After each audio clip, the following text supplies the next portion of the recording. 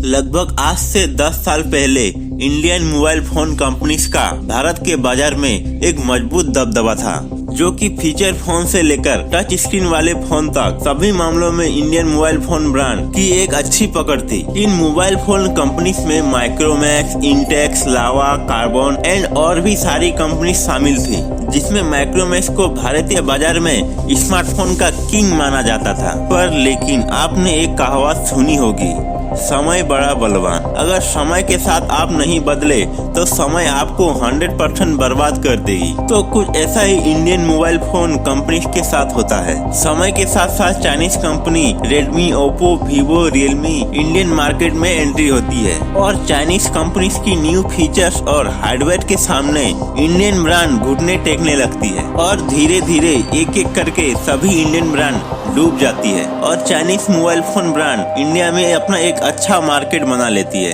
पर लेकिन इन सब के बावजूद भी एक इंडियन ब्रांड ऐसा है कि जो कि अपने आप को हारने नहीं देती है और चाइनीज कंपनीज का आज भी डटकर कंपटीशन दे रही है और उस कंपनी का नाम है लावा।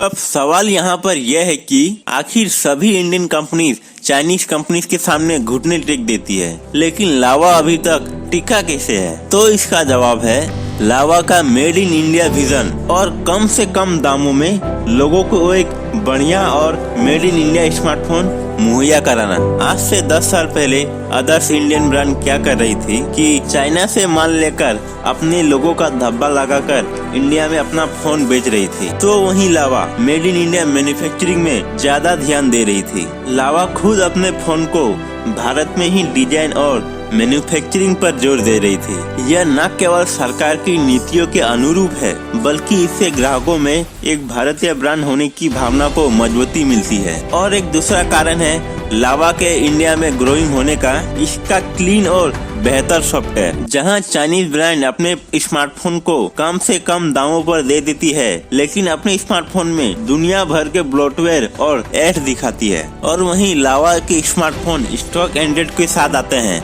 ना ही कोई झमेला और ना ही कोई ब्लोटवेयर। और साथ ही लावा के ग्रोइंग होने का तीसरा कारण है कम से कम दामों में लोगों को बेहतर हार्डवेयर और 5G स्मार्टफोन मुहैया कराना। लावा ने कम से कम दामों में सस्ते और किफायती 5G स्मार्टफोन लॉन्च करने में आक्रामक रणनीति अपनाई है, जैसे कि लावा ब्लेज 5G और लावा अग्नि सीरीज। और इस सेगमेंट में वो चाइनीज ब्रांड को सीधा टक्कर दे रहा है और हाल ही में लावा अग्नि 4 सीरीज लॉन्च होने वाला है। और इस बार लावा अग्नि 3 के तरह ही अग्नि 4 भी चाइनीज कंपनीज को कांटे की टक्कर देने वाला है। लावा अग्नि 4 इस बार 20 नवंबर को लॉन्च होने वाला है। अब जब आप ये वीडियो देख रहे हैं तो 20 नवंबर पार हो गया होगा और लावा अग्नि 4 स्मार्टफोन भी लॉन्च हो गया होगा। लेकिन इस बार लावा अग्नि 4 20 से 25 हजार के बीच इसका प्राइस होने वाला है। इस फोन में MediaTek Dimensity 8350 5G chipset, 6.7 inch 1.5 के एमोलेड 120 हर्ट्ज डिस्प्ले हो सकता है और इस फोन के फ्रंट और बैक दोनों में ही 50 मेगापिक्सल का कैमरा होगा और एक 8 मेगापिक्सल का अल्ट्रा वाइड कैमरा भी होगा। साथ ही 5000 से 7000 mAh तक की बड़ी बैटरी होगी।